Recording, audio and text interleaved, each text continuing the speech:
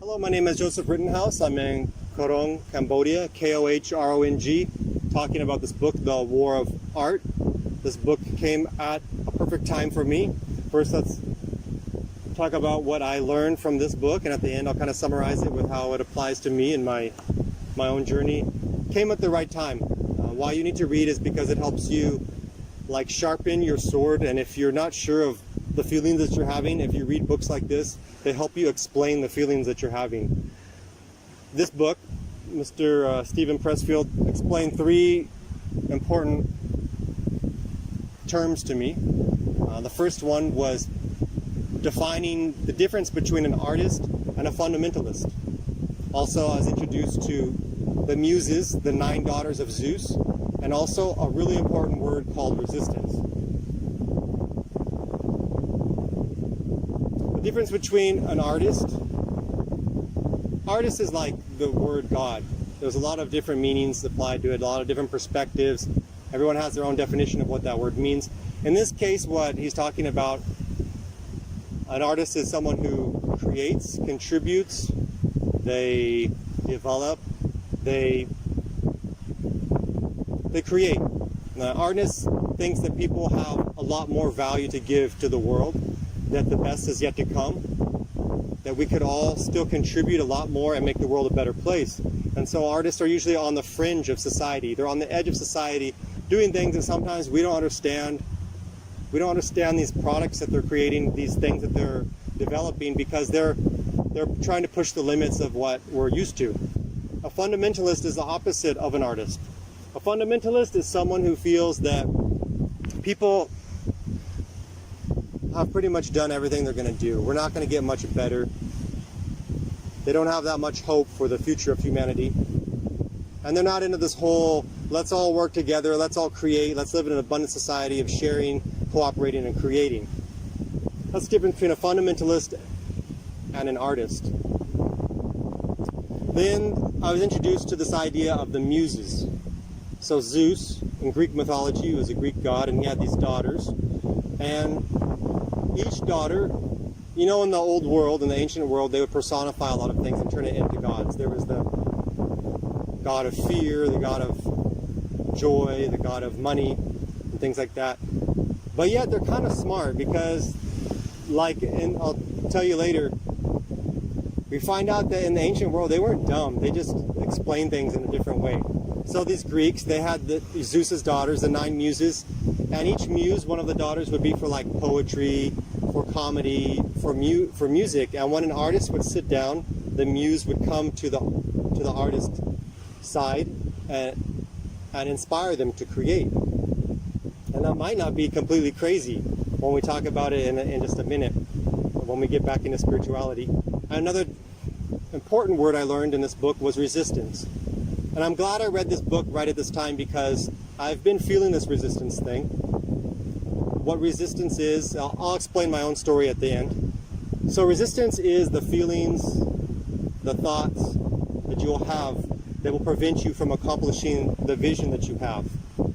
It's the ideas of I can't do this, I shouldn't do this, I won't be able to do this, I don't know how to do this, and it provides resistance.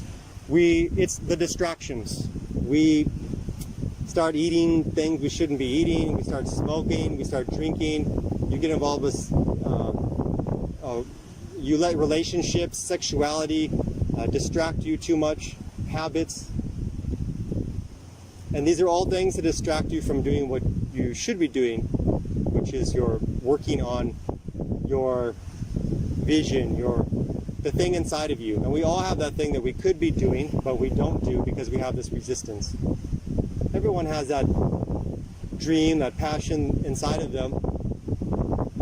Remember, like he talks about in the book, remember the dun dun dun dun, what is the song that Beethoven is famous for? Probably 1 million people, the muses went to 1 million different people and said, I want you to create this, I want you to create this, listen to this tune, I want you to create this.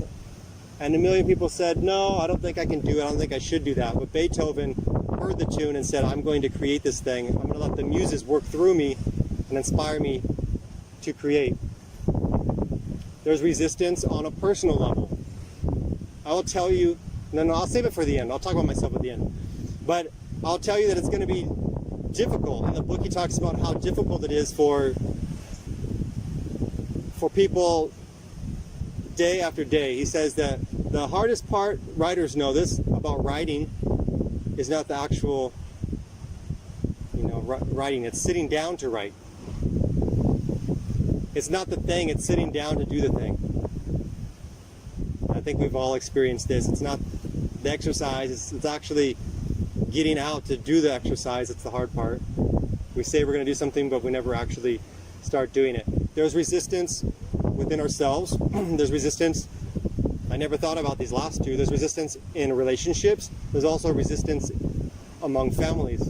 Resistance in a relationship can be where one person is deciding that they want to take the relationship to the next level. They want to start working on themselves. They want to start working on the both of them.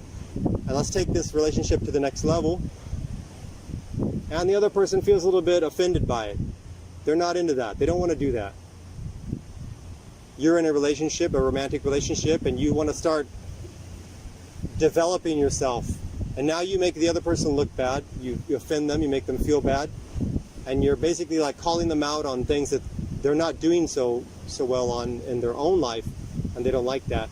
So they might provide you resistance where one person in the relationship is holding back the other person. A very interesting thing I never thought of was that an entire family can keep an entire family held back. I can think of one example where the husband was working with the children to fight the wife on changing the family, improving the family. At least this is how I heard it. I heard it from the wife's perspective. And the husband working with the children to resist what the wife wants to do. The wife wants to take the family to the next step. The husband's not being the warrior, the hero that she needs him to be. Or maybe the wife wants to take the family to the next step, and now the husband is offended because men don't like to be dragged, we like to be the leader.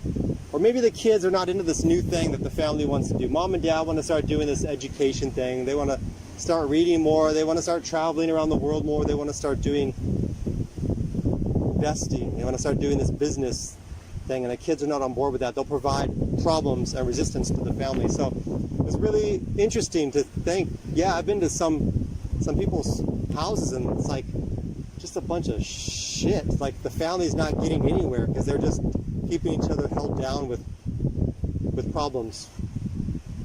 Going back to the spirituality thing, if you look at people who are very accomplished, whether they're actors, writers, academics, musicians, when they talk about their work, they almost talk about it as if it's not them. They'll say things like, the music wrote itself, and then the movie just made itself. I don't know, the book just kind of wrote itself. And it seems like the people who put in the hard work, they fight the resistance every day, they get up, they show up, like a soldier, they start to lose their pride. They start to lose their ego. They start to become humble. And what is it that the gods dislike the most? It's proud people. So when you become a good worker, a good soldier, fighting the war, you sit down to do your work diligently every day, the muses will come to inspire you and work through you. You could even say, if you look at any of the other texts, Jesus or the Holy Spirit or Krishna come and work through you to manifest things on this world using you as their tool. The gods say, you have these skills and abilities that we gave you, and we're going to use you as a vessel to create these things. And the more humble you are, the more inspiration will come. Me, myself, I'm a property investor. I don't work a regular job. I haven't worked a regular job for 2 years because I make money from the rental income. And a lot of psychological changes happen. That's why I was glad I read this book, because it explained a lot of things. It explained the difficulty that I was feeling, where you feel like you're fighting something every day, but yet you also get this exciting energy people who have a regular 9-to-5 job, they might not understand an artist who, say for example, in my own case, I want to work on videos, I want to write more, I want to keep reading, I want to speak better, I want to write better. Someone might say, yeah, but you don't make money. But I'm working on skills that are working towards a vision that I have. And say you have some other artist, someone who travels, they write, they make music, they are putting in their work every day, and it might not look like the traditional work that we have. And they're fighting themselves. I've had to fight a lot of my own emotions and doubts and feeling uncomfortable about what I'm doing and feeling like this is not me to be doing this stuff, buying property. It's out of my comfort zone.